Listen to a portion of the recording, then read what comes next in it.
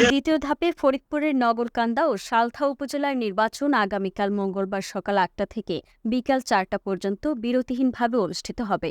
ফরিদপুর থেকে শওকত আলী শরীফের তথ্যচিত্রে দেখুন বিস্তারিত। নগরকান্দা উপজেলা পরিষদ নির্বাচনে চেয়ারম্যান পদে ২ জন, ভাইস চেয়ারম্যান পদে ৫ জন, মহিলা ভাইস চেয়ারম্যান পদে ৩ জন প্রার্থী এবং সালথা উপজেলায় চেয়ারম্যান পদে ২ জন, ভাইস চেয়ারম্যান পদে ৬ জন ও মহিলা ভাইস চেয়ারম্যান পদে ৩ জন প্রার্থী প্রতিদ্বন্দ্বিতা করছেন। নগরকান্দা উপজেলায় ৬৫টি ভোট কেন্দ্রে এবং সালথা উপজেলার ৫০টি কেন্দ্রে ভোটগ্রহণ অনুষ্ঠিত হবে।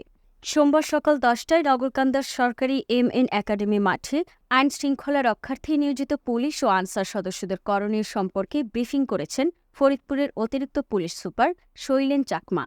এ সময় বক্তব্য রাখেন নগরকান্দা উপজেলা নির্বাহী অফিসার ও সহকারী রিটার্নিং অফিসার কাফি বিন কবির, সিনিয়র সহকারী police super Nagarkanda circle Asaduzzaman Shakil, Nagarkanda থানার অফিসার ইনচার্জ মোহাম্মদ আমিনুর রহমান।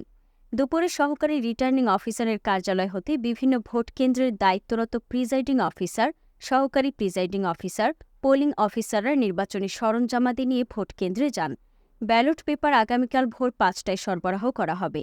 সহকারী রিটার্নিং কর্মকর্তা ও উপজেলা নির্বাহী অফিসার কাফি বিন কবির নির্বাচনী দায়িত্বের সাথে জড়িত সকলকে সততা এবং নিষ্ঠার সাথে দায়িত্ব পালনের আহ্বান জানান।